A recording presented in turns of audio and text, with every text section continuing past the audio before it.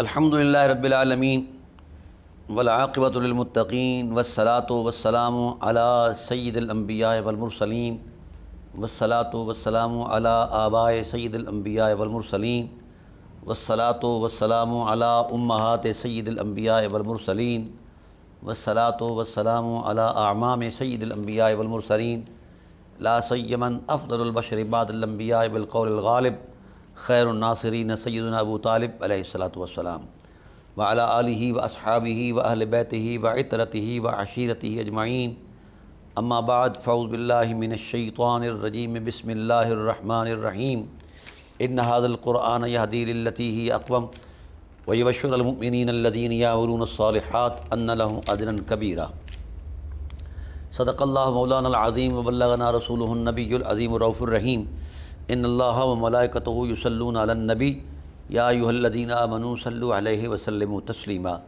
اللہم صل علی سیدنا مولانا محمد وعلی آل سیدنا مولانا محمد کما صلیت علی ابراہیم وعلی آل ابراہیم انک حمید مجید اللہم بارک علی محمد وعلی آل محمد کما بارکت علی ابراہیم وعلی آل ابراہیم انک حمید مجید الصلاۃ والسلام علیک یا سیدی یا رسول اللہ وعلی آلک واصحابک یا سیدی یا حبیب اللہ۔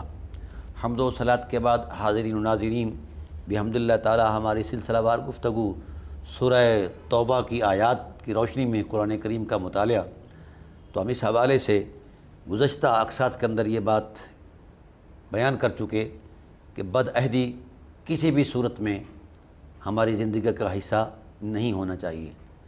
بدعہدی انتہا درجے سے بھی زیادہ خطرناک ہے انسانی معاشرت کے لیے، تو اللہ تعالیٰ کی ذات نے اس پر جو مواخذہ بیان کیا ہے ہم نے اس کو بھی تفصیل وار بیان کیا، اور اسلام کے اندر، اسلام کی تاریخ کے اندر جب سے آغاز ہوا بدعہدی کا اور اس کے بھیانک نتائج سامنے آئے تو وہ بھی بحمد اللہ تعالیٰ ہم نے تدریجاً اختصار کے ساتھ بیان کیے ہیں۔ تفصیلات تو ہماری کتاب کے اندر آئیں گی انشاءاللہ العزیز۔ اللہ تعالیٰ کی ذات نے مسلمانوں سے ایک بات کہی، ام حسبتم ان تترکوا ولما یعلم اللہ الذین جاہدوا منکم۔ اسلام لانا بڑی عظمت ہے، بڑی عافیت ہے، لیکن اسلام کے کچھ تقاضے بھی ہیں۔ ڈاکٹر اقبال علیہ الرحمہ نے کہا کہ زبان سے کہہ بھی دیا لا الہ تو کیا حاصل، دل و نگاہ مسلمان نہیں تو کچھ بھی نہیں ہے۔ یہ بہت بڑی بات ہے۔ ماہ مبارک رمضان مبارک کا تسلسل جاری ہے، اور یہ تقویٰ، طہارت، اخلاص، اخلاق کا درس دیتا ہے، تو ہمارے وجودوں کے اندر یہ حرمتیں ضرور بحال ہونی چاہیے، ورنہ ہم نے نہ روزے کا مقصد پایا ہے نہ رمضان کی حرمت کا احترام کیا ہے۔ بڑا ضروری ہے کہ ہم اس نور کے دریا سے گزریں، اور اللہ تعالیٰ کی ذات تو اپنی رحمت کا اظہار کرتی ہی ہے کہ ہمیں گناہوں سے دھو کر رکھ دیتی ہے، لیکن ہمیں چاہیے کہ ان حرمتوں کا احترام کرتے ہوئے آگے چلیں، اور آئندہ آنے والے رمضان المبارک تک ہمارے کردار اور اخلاق میں ایک رونق ہو، ایک عظمت ہو، ایک حرمت ہو۔ تو یہاں ان آیات کے اندر اللہ تعالیٰ کی ذات نے مختلف رویے بیان فرمائے ہیں، اور ان رویوں پر نتائج بیان فرمائے ہیں، اور مسلمان کو یہ کہا ہے کہ تیری زندگی مسلسل جد و جہد ہے، مسلسل ریاضت ہے، مسلسل آزمائش ہے۔ ہم نے زندگی کو عیش و آرام کے سپرد کیا ہوا ہے۔ عیش و آرام ایک وقتی تسکین تو ہو سکتی ہے، مگر ہمارا عیش و آرام کردار نہیں بن سکتا، ہمارا عیش و آرام کردار نہیں دے سکتا۔ یہ کائنات کے باسیوں کے لیے کوئی فائدہ مند نہیں ہو سکتا۔ تو زندگی وہی ہے جو فائدے میں رہے، جو فائدہ دے۔ حضور نبی کریم صلی اللہ علیہ وآلہ وسلم نے ارشاد فرمایا، فضیلت کا ہر بندہ خواہش مند ہے۔ فرمایا فضیلت کا ایک معیار ہے، وہ یہ ہے خیر الناس من ینفع الناس، سب سے بڑا فضیلت مآب وہی ہے جو لوگوں کو نفع دے۔ ہمارے گرد و پیش میں جب ہم جائزہ لیتے ہیں اور اپنے آپ کا جائزہ لیتے ہیں تو بہت سارے معاملات ایسے ہیں کہ ہم پیچھے کھڑے ہیں۔ ہمارے دین کے تقاضے کچھ ہیں اور ہمارا طرز عمل کچھ ہے، لہذا ہمیں اس طرح کی صورت سے بچنا چاہیے کہ ہمارا دین ہی ہمارے لیے ہماری شکایت کر دے، اور یہ قرآن کریم ہی شکایت کر دے کہ مجھے اس قوم نے چھوڑے رکھا تھا۔ جس قرآن نے ہماری حمایت میں بولنا ہے، اگر ہماری شکایت میں بول گیا تو پیچھے کیا رہے گا؟ اس لیے بڑا ضروری ہے کہ ہم اس ماہ مبارک کی حرمتوں کے احترام میں اپنے اخلاق کے اندر رونق کے لطافت پیدا کریں، اور اپنے خیال کے اندر پاکیزگی اور طہارت پیدا کریں، اور ان جذبات سے وابستہ ہو جائیں اور ان اخلاقی رویوں سے پیوست ہو جائیں جس کی تعلیم قرآن دیتا ہے۔ تو قرآن کریم نے مسلمان سے یہی کہا کہ تم اتنی بات پر خوش ہو گئے ہو، تمہارا گمان یہی تک ہے کہ تم چھوڑ دیے جاؤ گے اتنی بات پر کہ تم نے کلمہ پڑھا ہے۔ وَلَمَّا يَعْلَمِ اللَّهُ الَّذِينَ جَاهَدُوا مِنْكُمْ، ابھی تو پرکھ، ابتلاء اور آزمائش کے ابھی معاملات جاری ہونے ہیں۔ وَلَمْ يَتَّخِذُوا مِن دُونِ اللَّهِ وَلَا رَسُولِهِ وَلَا الْمُؤْمِنِينَ وَلِيجًا۔ سب سے بڑی آزمائش یہ ہے کہ جب تمہیں سوسائٹی الگ سے دی گئی ہے اور تمہاری اقدار اور تہذیب الگ سے ہے، تو پھر تم اس حرمت مآب ماحول میں رہنا پسند کرو۔ ایسا نہ ہو کہ تم کسی ایسے شخص کو رازدار بنا لو جو شخص آپ کے دین سے ہی نفرت کرتا ہے، تو آپ سے وہ کیسے محبت کر پائے گا؟ لہذا ارشاد فرمایا کہ اللہ اور اس کے رسول جو ایمان رکھنے والے ہیں، یہ محرم راز نہ بنائیں ایسے لوگوں کو جو دین مخالف ہیں۔ واللہ خبیر بما تعملون۔ اور پھر آگے یہ ارشاد فرمایا ما کان للمشرکین ان یعمروا مساجد اللہ شاہدین علی انفسہم بالکفر اولئک حبطت اعمالہم وفی النار ھم فیہا خالدون۔ جن کفار نے بد عہدی کی ہے، اب وہ اس بات کے بھی اہل نہیں رہے کہ وہ مسجد کے قریب آئیں یا مسجد کی تعمیر میں وہ چندہ ڈالیں۔ یعنی اللہ تعالیٰ کی ذات نے ان کے اموال کو بھی، ان کی حرمت کو بھی اٹھا دیا اور ختم کر دیا ہے۔ ما کان للمشرکین یعمرون، یہ مشرکوں کے لیے مناسب نہیں کہ وہ اللہ تعالیٰ کے گھر کو یا مسجد کو تعمیر کریں۔ کیوں؟ شاہدین علی انفسہم، ان کی بد عہدی ان کی ذات پر خود گواہ ہے، اور جو ان کے اعمال ہیں جن کو وہ سمجھتے ہیں کہ ہم نے بڑی نیکی کی ہے، اولئک حبطت اعمالہم، اس بد عہدی کی پاداش میں ان کے اعمال ضائع ہو گئے اور وہ ہمیشہ آگ میں رہیں گے۔ انما یامر مساجد اللہ، یہ حصر کے ساتھ فرمایا، ہاں مساجد کے ساتھ تو فقط اسی کا تعلق ہے جن کے من میں محمد کریم صلی اللہ علیہ وآلہ وسلم رہتے ہیں، اور کسی کا تعلق نہیں ہے کسی مسجد کے ساتھ۔ انما یامر مساجد اللہ من آمن باللہ والیوم الآخر واقام الصلاۃ وآتی الزکوٰۃ ولم یخش الا اللہ۔ یہ بہت بڑی بات فرمائی اللہ تعالیٰ نے۔ فرمایا مسجدیں تو صاحب ایمان بناتے ہیں جن کا اللہ پر آخرت پر ایمان ہے، اور وہ نماز بھی قائم کرتے ہیں۔ صرف مسجد میں اینٹ لگا کر بھاگ نہیں جاتے، اس میں نماز بھی ادا کرتے ہیں۔ ہمارے ہاں یہ بات موجود ہے کہ ہم مسجد میں 2000 روپے چندہ تو دے آتے ہیں، لیکن نماز پڑھنے کے لیے ہم آمادہ نہیں ہیں۔ نہیں، ایسی بات نہیں ہے۔ مسجدیں آباد کرنے کا مقصد یہی ہے کہ ان کی ظاہری زیب و زینت جو ہے وہ بھی برقرار رکھی جائے، اور ان کے مقاصد کی جو زیب و زینت ہے ان میں نماز پڑھنا ہے وہ بھی سامنے رکھی جائے، اور زکوٰۃ ادا کریں۔ کیوں؟ نماز کے ساتھ زکوٰۃ کا حکم آیا کہ جب آپ جماعت میں جاتے ہو تو آپ میں ہر طرح کے لوگ ہیں، مفلوق الحال بھی ہیں، ان کے ساتھ باہمی راہ اور رسم محبت کو بھی استوار کرو، اور پھر ساتھ ساتھ ان کی خدمت بھی کرو، کیونکہ وفی اموالہم حق للسائل والمحروم، ان مساکین اور محرومین کا ہم نے حق تمہارے اموال میں رکھا ہے۔ ہم جو بھی کریں ان کے حق کو ادا کریں اس تکریم کے ساتھ جس کا حکم خدا نے دیا ہے۔ کبھی بھی کچھ دیتے وقت کسی کی عزت نفس کا مذاق نہیں اڑانا، جو دینا ہے پورے احترام اور پوری حرمت کے ساتھ دینا ہے۔ اجعلتم سقایۃ الحاج وعمارۃ المسجد الحرام کمن آمن باللہ والیوم الآخر، یہ اللہ تعالیٰ کی ذات نے ان سے ارشاد فرمایا کہ کیا تم جو کرتے ہو اے کفار مکہ، کیا تم اس طرح ہو سکتے ہو جس طرح ایمان والے کرتے ہیں؟ ایسا نہیں ہو سکتا۔ لا یستوی عند اللہ، اللہ کے ہاں یہ برابر نہیں ہے۔ پھر ارشاد فرمایا کہ جس وقت تم اس آزمائش کی عصمت میں آتے ہو اور مجاہدے میں اترتے ہو اور وطن بھی چھوڑتے ہو اور ہجرت نفس بھی کرتے ہو یعنی گناہ بھی ترک کرتے ہو، تو آؤ پھر جو اس عمل سے گزرتا ہے اس کے لیے خدا کی رحمت کیسے استقبال کرتی ہے۔ اللہ فرماتے ہیں الذین آمنوا وہاجروا وجاہدوا فی سبیل اللہ باموالہم وانفسہم اعظم درجہ واولئک اعظم درجۃ عند اللہ واولئک هم الفائزون۔ حبیب، جن لوگوں نے تیری چاہتوں میں ڈوب کر تجھ سے پیار کیا اور انہوں نے ہجرت بھی کی، جد و جہد بھی کی، جہاد بھی کیا، اللہ کی راہ میں اپنی مالوں کے نذرانے بھی پیش کیے اور اپنی جانوں کے نذرانے بھی پیش کیے، تو محبوب تیرے پیار کی قسم اللہ کے ہاں ان کا بہت بڑا درجہ ہے، اعظم، یعنی جس سے اوپر کسی عظمت کا تصور ہی کوئی نہیں ہے، اعظم، بہت بڑا درجہ ہے ان کا اللہ تعالیٰ کی بارگاہ میں۔ وَأُولَئِكَ هُمُ الْفَائِزُونَ، یہی وہ لوگ ہیں کہ کامیابی جن کے قدم چومتی ہے، یہی وہ لوگ ہیں جو کامیاب ترین ہیں۔ میرے حبیب، اپنی نبوت والی رحمت والی زبان سے ان کو مخاطب ہو جاؤ، یبشرہم ربہم برحمت منہ ورضوان، فرما دو کہ اللہ تمہیں بشارت دیتا ہے اپنی رحمت کی کہ تم اس وقت اللہ کی رحمت کی چادر میں لپیٹے گئے ہو، اور اللہ تعالیٰ کی ذات نے اپنی رحمت کا نور تم پر نازل فرمایا ہے اپنی جناب سے، ورضوان، اور اپنی رضا کا نور بھی تم پر نازل فرمایا ہے۔ سبحان اللہ، اللہ اکبر، یہ ہے وفاداروں کا مقام، اللہ کی رحمت بھی اور اس کی رضوان بھی، رضا بھی۔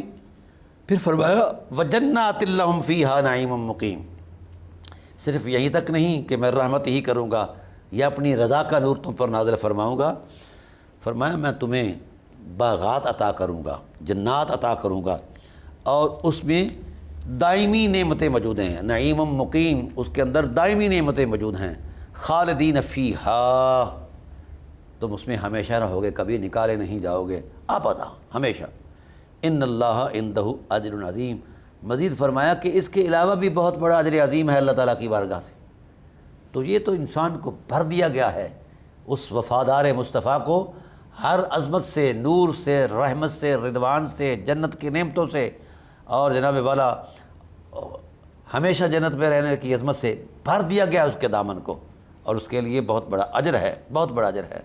پھر ارشاد فرمایا اے ایمان والو، لا تتخذوا یا ایھا الذین آمنوا لا تتخذوا آباءکم واخوانکم اولیاء ان استحبوا الکفر علی الایمان، یہ بڑی نفیس بات فرمائی، اے ایمان والو تم اپنے ماں باپ اور اپنے بھائیوں کو اور اپنے دوستوں کو اولیاء نہ بناؤ، یہ بڑی نفیس بات ہے، ان کو دوست نہ بناؤ۔ اے اللہ، تو ماں باپ کی خدمت داری اور بھائیوں کے ساتھ اخوت، دوستوں کے ساتھ محبت کا درس دیتا ہے تیرا قرآن، تو پھر یہاں کیوں روک رہا ہے ان رشتوں کے ساتھ اس حوالے سے؟ تو فرمایا ان استحب الکفر علی الایمان، اگر یہ طبقات تمہیں کفر کی دعوت دیں، یہ پسند کریں کہ تم دین چھوڑ دو، اسلام چھوڑ دو، کفر میں آ جاؤ، تو پھر اس صورت میں ان کے ساتھ راہ و ربط جو ہے وہ چھوڑ دو، ان کے ساتھ وہ رویے اختیار نہ کرو، ان کو دوست نہ رکھو۔ وَمَن يَتَوَلَّهُم مِّنكُمْ فَأُولَٰئِكَ هُمُ الظَّالِمُونَ، اور جو ان کے کہنے پر لوٹ گیا پیچھے تو وہ بہت بڑا ظالم ہوگا، جو کافر ہو گیا بہت بڑا ظالم ہوگا۔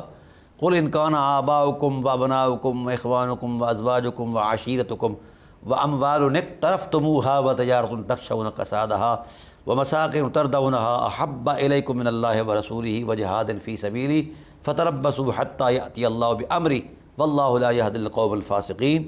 میرے حبیب ان سے کہہ دو کہ اگر تمہارے ماں باپ، تمہارے بیٹے، تمہارے بھائی، تمہاری عورتیں اور تمہارے رشتہ دار، قبا، اموال، اور وہ تجارت جو تم نے کمائی ہے، تخشون کسادہ، جس کے نقصان کا تمہیں اندیشہ رہتا ہے، ومساکن ترضونہا، اور وہ گھر جس میں تم رہتے ہو سکون کے ساتھ، احب الیکم من اللہ ورسولہ، اگر وہ محبوب ہو جائیں اللہ اس کے رسول سے تمہیں، اور جہاد سے وہ محبوب ہو جائیں، ان کی محبت تم پر غالب آئے، فتربصوا، پھر انتظار کرو، حتیٰ یأتی اللہ بامرہ، پھر اللہ تعالیٰ اپنا فیصلہ کرے گا، تمہارا مواخذہ کرے گا عذاب کی صورت میں۔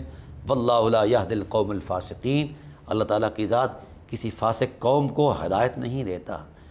تو اللہ اس کے رسول پر کسی عظمت کو، کسی حوالے کو، کسی رشتے کو ترجیح دے دینے سے انسان جو ہے وہ فاسق ہو جاتا ہے اور عظمت اعتبار سے گر جاتا ہے۔ تاہم یہ بات بڑی قابل غور ہے، اللہ تعالیٰ کی ذات نے یہ ارشاد فرمایا کہ ان ساری عظمتوں سے بڑھ کر تم جب خدا اور اس کے رسول سے محبت کرو گے تو پھر ہر عظمت تمہاری حرمت بن جائے گی اور تمہیں سلام کرے گی، اللہ تعالیٰ کی رضا کا نور تمہیں ڈھانپ لے گا۔ تو یہ بڑے سادی سی باتیں ہیں، اس پر کسی تشریح کی ضرورت ہی نہیں ہے۔ پھر فرمایا لقد نصرکم اللہ فی مواطن کثیر، مسلمانوں کو ان کا پس منظر یاد دلا دیا۔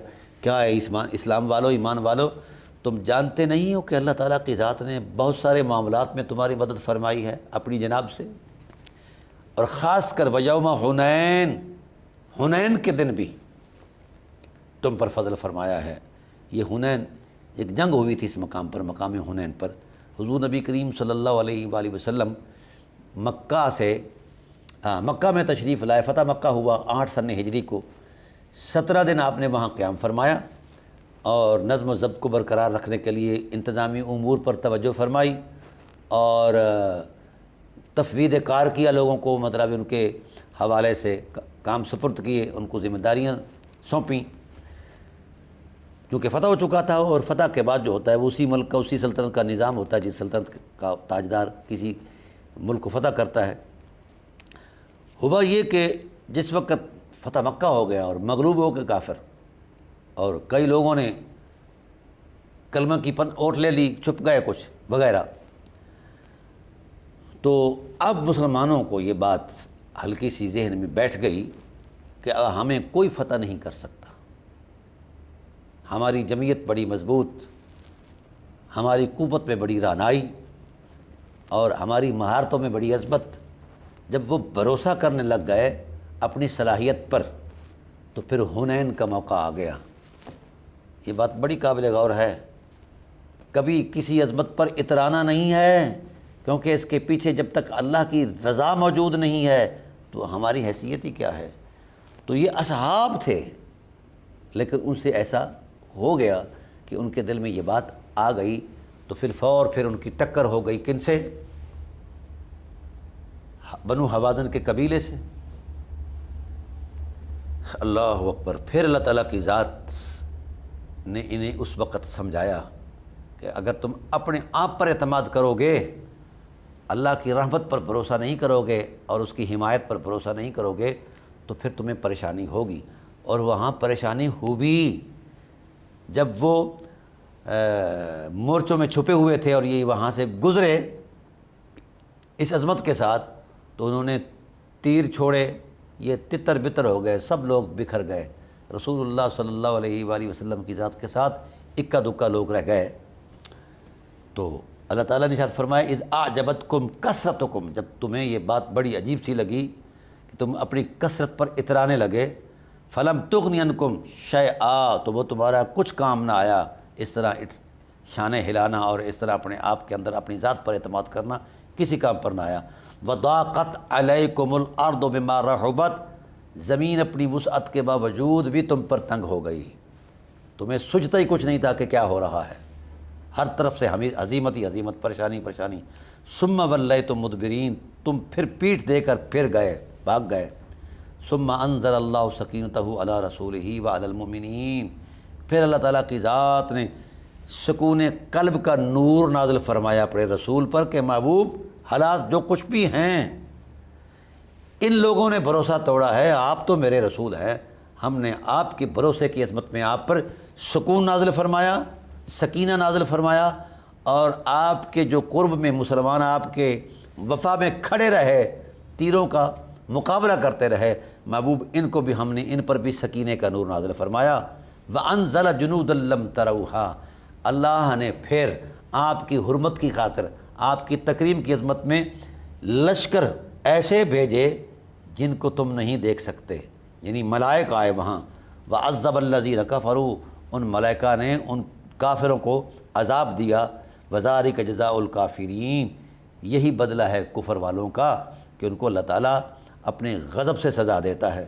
ثُمَّ يَتُوبُ اللَّهُ مِن بَعْدِ ذَلِكَ عَلَىٰ مَن يَشَاءُ وَاللَّهُ غَفُورٌ رَحِيمٌ، یہ بات بڑی عظیمت والی ہے۔ کہ اللہ تعالیٰ کی ذات نے پھر رحم کیا اپنے محبوب کے حسن کے جلووں کی خیرات میں کہ کچھ بھی ہے یہ میرے محبوب سے وابستہ ہو گئے ہیں۔ اللہ تعالیٰ کی ذات نے ان کی طرف رجوع فرما کے ان کی توبہ کو قبول فرمایا، ان کا کوئی مواخذہ نہیں فرمایا بلکہ ان پر اپنی رحمت کے ساتھ رجوع فرمایا ہے۔ تو ناظرین محترم، یہ غزوہ حنین کا ایک جو تصور دیا اللہ تعالیٰ کی ذات نے اپنے محبوب کے غلاموں پر سکون قلب نازل فرمایا اور نور نازل فرمایا، رحمت نازل فرمائی۔ اللہ نے اس میں حضور سید عالم صلی اللہ علیہ وآلہ وسلم کو فتح مبین عطا فرمائی۔ یہاں ایک بات دلچسپ آپ کو عرض کرتا ہوں، آپ کے مطالعہ میں یہ شاید پہلا اضافہ ہے۔ وہ بات یہ ہے کہ حضور نبی کریم صلی اللہ علیہ وآلہ وسلم جب فتح مکہ فرماتے ہیں تو جو کچھ لوگ ایسے تھے جو دلی طور پر مطمئن نہیں تھے مگر مجبوری کے عالم میں انہوں نے کلمہ پڑھا تلوار کی زد سے بچنے کے لیے۔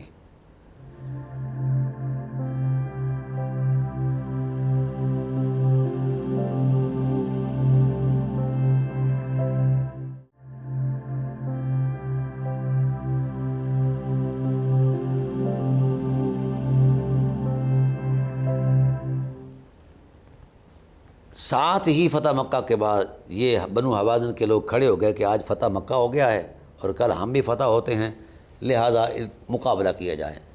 تو حوازن کے لوگوں نے جناب والا قبائل جمع کیے، جمعیت جمع کی، سرمایہ جمع کیا، بہت کچھ بنایا کہ ہم ان کے ساتھ مقابلہ کریں گے اور ان کو مار دیں گے تاکہ آئندہ یہ کسی پر چڑھائی نہ کر پائیں۔ تو اس طرح کی صورتحال جب درپیش آئی تو اس وقت آپ صلی اللہ علیہ وسلم کو بھی علم ہوا کہ وہاں یہ صورت ہے اور وہ ہماری گزرگاہ بھی ہے۔ تو اللہ تعالیٰ کے رسول صلی اللہ علیہ وآلہ وسلم نے بھی تیاری فرما لی، جنگ کی، وہاں سے اسلحہ خریدا اور کچھ ادھار لیا، کچھ پیسے دیے۔ یہ ایک تفصیل طلب بات ہے۔ اتفاق یہ ہے کہ جتنے لوگ اس وقت مسلمان ہوئے تھے ان کی تعداد 2000 کے قریب تھی، ان میں بچے بھی تھے، عورتیں بھی تھیں، وہ سب کے سب آمادہ ہو گئے حنین پر جانے کے لیے۔ یہ بڑی عجیب بات ہے۔ اور وہ طلقاء تھے، صحابی نہیں تھے، آمادہ ہو گئے۔ اور خیال کیا تھا کہ اگر مسلمان مارے جائیں تو ہم ان کا مال لوٹ کر لے آئیں گے، اور اگر کافر مارے جائیں، مشرکین مارے جائیں تو پھر ہم نے کلمہ پڑھا ہے، غنیمت لے آئیں گے۔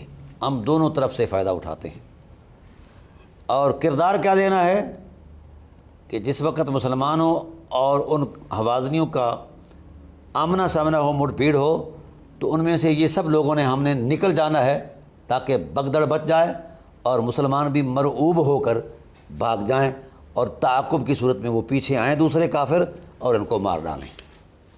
یہ تھی وہ صورتحال۔ شرم آتی ہے بات کرتے ہوئے۔ ہمارے ارباب علم جو ہیں یہ علمی خیانت میں اتنے آگے چلے گئے ہیں کہ انہیں کچھ سوچتے ہی نہیں ہیں۔ اب ان میں جو سر فہرست لوگ تھے جناب ابو سفیان تھے اور ان کے دونوں بیٹے معاویہ بن ابی سفیان اور یزید بن ابی سفیان، اور چوتھا آدمی صفوان بن امیہ۔ جس وقت اس طرح کی صورتحال کو دیکھا تو ہماری سینکڑوں کتابوں کے اندر یہ بات لکھی ہے، طبقات ابن سعد سے لے کر آگے توڑ تک۔ انہوں نے جو کلمہ پڑھا ہے تو کردار دیتے، انہوں نے حنین میں جو کردار ادا کیا ہے وہ ذرا سماعت فرمائیں گے تو آپ اپنے دل کو قابو میں رکھ کر یہ بات سننی ہے۔ کردار کیا دیا ابو سفیان نے، ان کے دونوں بیٹوں نے اور صفوان بن امیہ نے؟ یہ ایک ریت کے ٹیلے کے پیچھے چھپ کر بیٹھ گئے۔ اس پورے ٹائم پیریڈ میں کسی ایک کافر کو کنکر تک نہیں مارا۔ یہ بات بڑی قابل غور ہے۔ اور پھر ہوا یہ کہ جس وقت انہوں نے یہ رویہ اختیار کیا، چھپ کر بیٹھ گئے، جب مسلمانوں پر تیر برستے، تیر باری ہوتی تو ظاہر ہے بچاؤ کی کوئی صورت کرتے وہ مسلمان بھاگتے، پسپائی ہوتی، مسلمانوں کو پریشانی ہوتی۔ تو اس وقت یہ مہربان ابو سفیان بھی اور اس کے دونوں بیٹے بھی اور صفوان بن امیہ بھی، یہ انتہا سے بھی زیادہ خوشی سے لبریز ہو جاتے ہیں کہ آہا مسلمانوں کو مار پڑ رہی ہے، اور وہ اشعار پڑھتے ہیں کہ حوازنیوں کے تیر جو ہیں ان کو سمندر میں جا کر پھینکیں گے۔ تو ان کو بڑی لذت آتی، سرور آتا کہ مسلمانوں کو پسپائی ہو رہی ہے، مسلمان خوار ہو رہے ہیں، مارے جا رہے ہیں۔ اور اگر کوئی کافر مارا جاتا، مسلمان غلبہ پاتے، ان کو پسپائی اور ہزیمت ہوتی، تو یہ غم سے نڈال ہو جاتے کہ یہ خلاف توقع کیا ہو گیا ہے۔ یہ ہے ان کا ایمان، یہ ہے ان کا اسلام۔ آپ اہل سنت کے علماء جو ہیں اپنی کتابوں میں ہی جھانک لیں اور دیکھ لیں کہ حقیقت کیا ہے۔ پھر ہوا کیا؟ اللہ تعالیٰ کی ذات نے اپنے محبوب کو فتح عطا فرمائی۔ فتح عطا فرمانے کے بعد مال غنائم جو ہیں وہ جمع ہوئے بڑی تعداد میں۔ سب سے پہلے جس ذات نے مال غنیمت کو حاصل کرنے کے لیے جس شخص نے منہ کھولا وہ ابو سفیان تھے۔ آپ صلی اللہ علیہ وسلم نے اس کو 100 اونٹ دیے اور 40 اوقیہ چاندی دیا۔ پھر وہ کہنے لگے کہ جناب میرے ساتھ شریک جنگ 2 میرے بیٹے بھی تھے، ان کو بھی 100 اونٹ دیے، کسی ایک کافر کو ایک پتھر نہیں مارا۔ رویہ کیا رہا ہے؟ شرمناک رویے ہمارے اہل علم کے۔ کیوں نہیں ان حقیقتوں پر غور کیا جاتا؟ ایک کنکر نہیں مارا، بلکہ مسلمانوں کے نقصان پر خوشی کا اظہار کرتے تھے اور کافروں کے نقصان پر غم زدہ ہو جاتے تھے اور اشعار پڑھتے تھے۔ رسول رحمت کی وسیع القلبی اتنی عظیم ہے کہ عالمین کی جو رحمت ٹھہرے، وہ باوجود پتہ ہونے کے بھی ان کی تلیف قلب کے لیے ان کو 300 اونٹ دیے اور 120 اوقیہ چاندی دیا، یا کچھ روایتوں میں سونے کا بھی تذکرہ ہے۔ بہرحال اتنی بڑی غنیمت دی۔ صفوان بن امیہ کو بھی الگ سے نوازا بہت بڑا، حتیٰ کہ کچھ نوجوان جو تھے انصار کے، انہوں نے اس بات پر یہ اپنے تحفظات کا اظہار کیا کہ ہماری تلواریں ابھی خون برسا رہی ہیں، تو ہمیں کچھ نہیں دیا جا رہا، تو ان کو سب کچھ دیا جا رہا ہے۔ تو اس پر جو سیانے انصار تھے انہوں نے ان کو ڈانٹا کہ ایسی بات نہ کرو، یہ رسول اللہ کا فیصلہ ہے۔ تو جب رسول اللہ صلی اللہ علیہ وسلم کو اس بات کا علم ہوا تو آپ صلی اللہ علیہ وسلم نے ارشاد فرمایا، یہ مال لینے آئے تھے، انہیں مال دیا جاتا ہے، تم محمد کی ذات کو لے جاؤ اپنے مدینے کے اندر۔ یہ بات ایک حقیقت ہے اور تواتر کے ساتھ ثابت ہے۔ پھر کیا ہوا؟ اس سے اگلی بات، جب ان کو مال مل گئے، ان کا مارجن پورا ہو گیا، تو یہ وہاں سے مکہ میں لوٹ گئے۔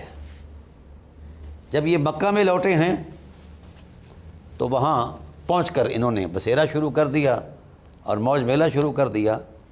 رسول اللہ صلی اللہ علیہ وآلہ وسلم نے عمرہ کر کے مدینہ پاک کی طرف روانگی فرمائی۔ وہ مدینہ میں چلے گئے کچھ وقت بعد۔ اب اس پورے ٹائم پیریڈ کے اندر تقریباً 2 سال، 2.25 سال کا عرصہ ہے۔ کائنات کے کسی علم کے ذخیرے میں ایک سطر موجود نہیں اہل سنت کے مصادر علم میں کسی صحیح سند کے ساتھ کہ وفات رسول تک ان میں سے کوئی شخص مدینے میں گیا ہو۔ یہ بات بڑی اہم ہے۔ تو ان کا مدینہ کسی صحیح سند کے ساتھ کسی روایت میں جانا ثابت ہی نہیں، کسی بھی سند کے ساتھ۔ اہل سنت کے مطالعہ علم کی بات کرتا ہوں، مصادر علم کی بات کرتا ہوں، خواہ وہ سیرت پر مبنی ہیں، خواہ وہ تاریخ پر مبنی ہیں، خواہ وہ احادیث پر مبنی ہیں، کہیں کوئی تصدیق موجود نہیں ہے۔ اگر کسی صاحب علم کے پاس کوئی تصدیق اس انداز کی موجود ہے تو پھر وہ مہربانی کر کے مجھ پر رحم فرمائے اور مجھے وہ سینڈ کر دے تاکہ میں اپنی اس بات کے ازالے میں پھر سے رجوع کروں۔ ایسا مجھے کہیں نہیں ملا، نہ ہے۔ بلکہ اہل سنت کے مصادر علم کے اندر طبقات ابن سعد سے لے کر ابن اصابہ تک، اصابہ تک یہ بات موجود ہے، نصاً موجود ہے، اس چیز کا انکار موجود ہے کہ یہ گئی نہیں ہے۔ تو پھر جب یہ آئے ہی اتنے شوق کو پورا کرنے کے لیے تھے اور مال لیا اور واپس گھر مکے میں چلے گئے، یہ مدینہ آئے ہی نہیں، تو یہ مہربان کہاں بیٹھ کر وحی الہی لکھا کرتے تھے۔ ہم نے ہر تحریر کو حق مانا بہت ساری تحریریں ایسی ہیں جو ان مہربانوں نے اپنی شان میں خود بھی لکھوائی ہیں۔ اب اس بات پر تو میں پھر کبھی گفتگو کروں گا، سردست اتنا ہے کہ میں گزارش کروں گا اہل علم سے، خاص کر اہل سنت کے ہمارے علماء جو ہیں، وہ مجھے کوئی ایک سطر ایسی دکھا دیں جس میں یہ بات لکھی ہو سند صحیح کے ساتھ کہ یہ لوگ مدینے میں آئے ہیں۔ کہیں نہیں، مجھے نہیں ملا۔ میں نے اہل سنت کے تاریخ، سیرت، اسماء و رجال کے تقریباً 1400 سے زائد مصادر علم کو دیکھا ہے، مجھے کہیں نہیں ملا۔ تو یہ بات قابل غور ہے، انتہائی قابل غور ہے۔ جو آج ان کے مناقب بیان کرتے تھکتے ہی نہیں ہیں، ان کی بابت جو ہے میں اتنا عرض کرتا ہوں کہ انصاف سے کام لیں۔ اور پھر ان میں ایک اور بڑی عجیب بات ہے، اس وقت سے لے کر ابن تیمیہ تک، اس سے کہ بعد کے علماء میں نے یہ بات تشریح کی ہے کہ ابو سفیان کا جو بیٹا یزید بن ابی سفیان تھا، یہ اخلاقی عظمت میں بہت بلند و بالا تھا بنسبت اپنے بھائی کے، دیانتدار بھی تھا وغیرہ وغیرہ۔ اس وقت کے لوگوں نے بھی شہادت دی ہے کہ اچھا آدمی ہے، اور یہ گورنری بھی حضرت ابوبکر صدیق رضی اللہ تعالیٰ عنہ کے دور میں کرتا رہا، اور پھر بعد میں طاعون کی وبا کی صورت میں وہ فوت ہو گیا۔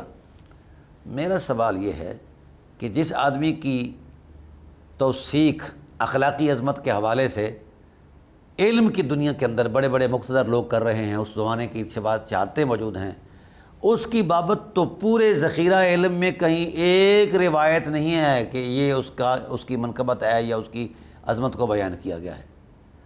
اور جس مہربان کے رویوں میں ظلم کے علاوہ کچھ نہیں تھا، اس کے فضائل کے انبار لگے ہوئے ہیں، اور حضرات صحابہ کرام علیہم رضوان سے بھی زیادہ افضل فضیلت باب انہیں جانا جاتا ہے۔ تو میرا یہ چھوٹا سا سوال ہے، اس ریزن پر آپ مجھے مطمئن کر دیں کہ اتنا اچھا آدمی صاحب فضیلت نہیں ہے، اور اتنا خون بہانے والا آدمی وہ صاحب فضیلت ہے۔ اس پر مجھے مہربانی کر کے کہیں سے کوئی دلیل مہیا کی جائے۔ اسلام تو اخلاق کے اعلیٰ رویوں اور اعلیٰ اقدار کی، انسان کی اعلیٰ اقدار کی پذیرائی کرتا ہے، ظلم، جبر، بربریت کی پذیرائی نہیں کرتا، اس کی مذمت کرتا ہے۔ بس ذرا یہ آپ کا ایک تاریخی مغالطہ تھا ہمارا، اس پر ذرا دھیان دیں گے تو میرا ٹیلی فون نمبر بھی حاضر ہے اور میں بھی حاضر ہوں، اگر سے کوئی ایسی چیز مل جاتی ہے کسی سند صحیح کے ساتھ، کس اہل سنت کے ذخیرہ علم میں۔ باقی میں کسی یہ طبقات اہل علم کے علم کی طرف نہ میں کبھی گیا ہوں اور نہ ہی میں نے جانا ہے۔ میں چونکہ اہل سنت ہی کے حوالے سے بات کر رہا ہوں، لہذا مجھے نہیں ملا۔ کوئی مہربان اگر شفقت کرے مجھ پر تو مجھے یہ ضرور ایک سطر جو ہے سینڈ کر دے، تاکہ میں اپنی کی ہوئی بات کا ازالہ اگلے پروگرام میں کر پاؤں۔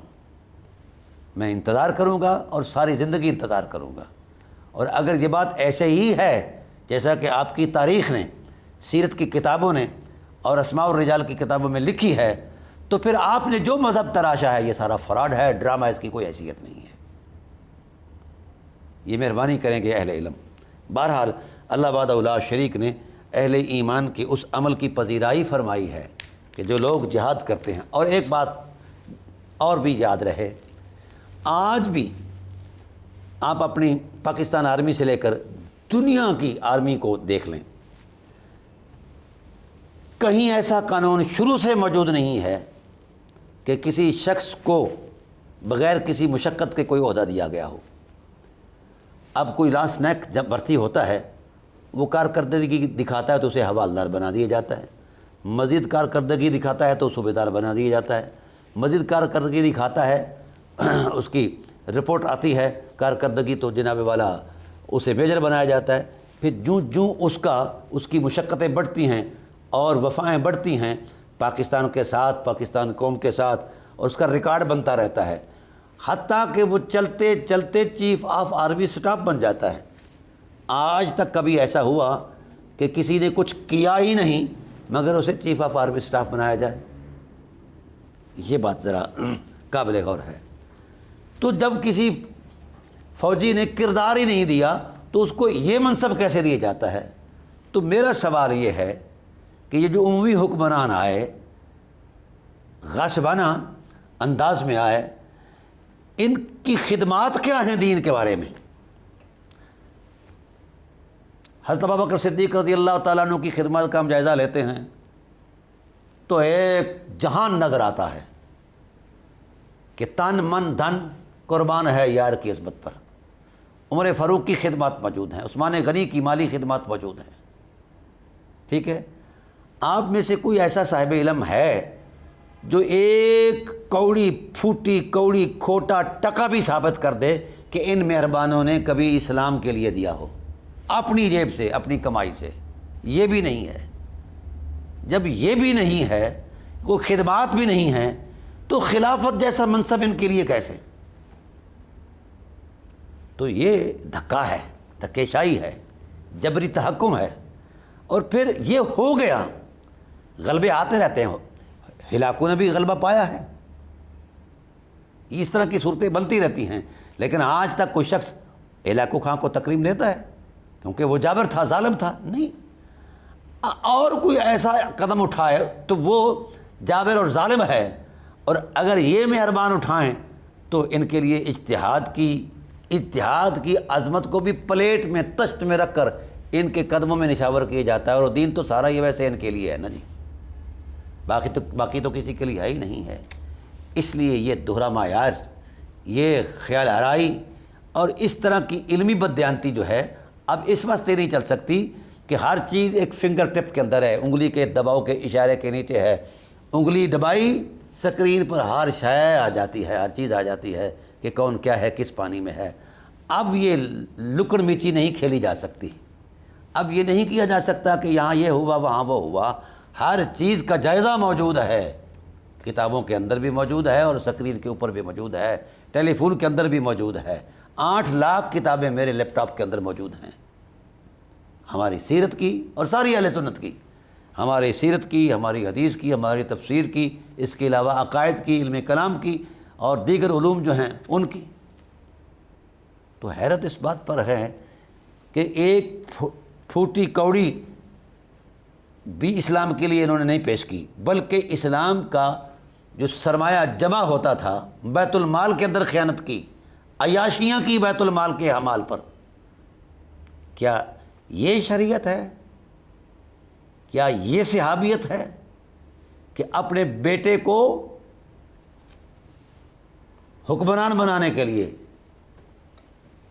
رشوت کے طور پر مسلمانوں کی خون پسینے کی کمائی یہ دی جا رہی ہے، پیش کیا جا رہا ہے؟ کوئی ثابت کر دے کہ کوئی ایک پھوٹی کوڑی جو ہے انہوں نے دی ہو اس وقت جب اسرت کا زمانہ تھا، کسی نے نہیں دی، نہ کسی کے پاس کوئی ریکارڈ ہے۔ کوئی کردار ایسا دیا جائے، 21 سال تک ابو سفیان رسول اللہ کا دشمن رہا، پھر اسلام لانے کے بعد کون سا کردار دیا ہے؟ یہ جو کہا جاتا ہے کہ ان کی فلاں آنکھ ضائع ہوئی، کہاں ہوئی ہے؟ کس نے کی ہے؟ کوئی ریکارڈ ملتا ہے کہ حنین کے اندر جیسا ہوا؟ یہ تو چھپ کر بیٹھے ہیں۔ کسی ایک کافر کو کنکر اگر مارنا ثابت ہو جائے تو میں قصوروار ہوں اور رجوع کرنے پر اپنے آپ کو پیش کروں گا۔ تو میں چاہوں گا اپنے ہم عصر علماء سے کہ ایک تو ان کا مدینے میں آنا ثابت کیا جائے زمانہ رسالت میں کسی ٹھوس دلیل کے ساتھ، اور دوسرا ان کی خدمات ثابت کی جائیں، ٹھیک ہے، اس منصب تک پہنچنے کے لیے۔ تیسرا یہ ہے کہ وہ کتنا سرمایہ ہے جو انہوں نے اپنی جیب سے اسلام کو دیا ہے یا کسی مسلمان کو دیا ہے۔ تو جب ایسا کچھ بھی نہیں ہے تو پھر یہ حاشیہ آرائی اور یہ ساری فرسودہ باتیں کر کے امت کو کیوں ورگلایا جاتا ہے؟ اگر کف لسانی کا حکم تھا ہے تو پھر آپ بھی کف لسانی کریں گے تو دوسری طرف سے بھی کف لسانی ضرور متوقع ہیں۔ اگر آپ حرمتوں کو پامال کرتے رہیں اور پھر جواب دینے والے کو کف لسانی کی تبلیغ کرتے رہیں تو آپ کوئی نہیں کرے گا، نہ ہو سکتی ہے۔ تو قرآن کریم نے اسی لیے کف لسانی کو توڑا ہے کہ کف لسانی یہاں نہیں ہے، حق حق ہے، باطل باطل ہے، سچ سچ ہے، جھوٹ جھوٹ ہے۔ اس لیے ماہ مقدس کے اس درس کے اندر میں یہ عرض کرنا چاہتا ہوں کہ ان باتوں پر مواخذہ ہوگا کہ ہم نے ظالم کی حمایت کی ہے یا مظلوم کی حمایت کی ہے، اس لیے تھوڑا سا یہ امتیاز واضح رہنا چاہیے۔ تو اللہ تعالیٰ کی ذات نے ارشاد فرمایا کہ محبوب جو تیری وفا میں اترے رہے، انہوں نے گھر بھی چھوڑے اور اللہ کی راہ میں قربانیاں بھی دی ہیں اپنے مالوں کے ساتھ، اپنی جانوں کے ساتھ، ان کے لیے بہت بڑے درجات ہیں اور وہی کامیاب لوگ ہیں۔ اللہ ان کو بشارت دیتا ہے، وَيُبَشِّرُهُمْ رَبُّهُمْ، ان کا رب ان کو بشارت دیتا ہے کس کی؟ برحمت منہ، اپنی جناب خاص سے کثیر رحمت کے خزانے کی بشارت دیتا ہے، ورضوان، اور اللہ اپنی رضا کے نور کی بشارت دیتا ہے، وجنات، اور باغات کی بشارت دیتا ہے۔ اور پھر فرماتا ہے لہم فیہا نعیم مقیم، بہت بڑی ان کے لیے نعمتیں ہیں جو مسلسل ہیں، اور یہ لوگ مسلسل اس عیش و عشرت میں رہیں گے۔ یہ اللہ کی بارگاہ میں ان کے لیے یہ اعزاز ہے، چونکہ ان کی خدمات ایسی ہیں، کسی نے کسی لالچ میں ایسا نہیں کیا، صرف وفائے رسول کی عظمت میں، دین کے تقدس کی عظمت میں، خدائے ذوالجلال کی جو محبت کا نور ان کے دلوں کے اندر موجزن تھا، اس اخلاق کی حرمت میں انہوں نے سب کچھ قربان کر دیا ہے۔ اور آگے جا کر ان کی اس عظمت کو اللہ تعالیٰ کی ذات نے ارشاد فرمایا ہے کہ اللہ تعالیٰ نے سودا کر لیا ہے اپنی جنت کا، ان کے اموال کے بدلے، ان کے جانوں کے بدلے۔ انشاءاللہ العزیز ہم اس پر مزید گفتگو کرتے رہیں گے، چونکہ ابھی عنوان جو ہے اپنی عظمت کی طرف جا رہا ہے، تو سادہ آیات کا میں نے یہ خلاصہ بیان کیا ہے۔ اللہ تعالیٰ کی بارگاہ میں دعا ہے کہ اللہ تعالیٰ ہمیں حق عرض کرنے کی توفیق نصیب فرمائے، اس پر عمل کی توفیق رفیق نصیب فرمائے۔ وما علینا الا البلاغ المبین۔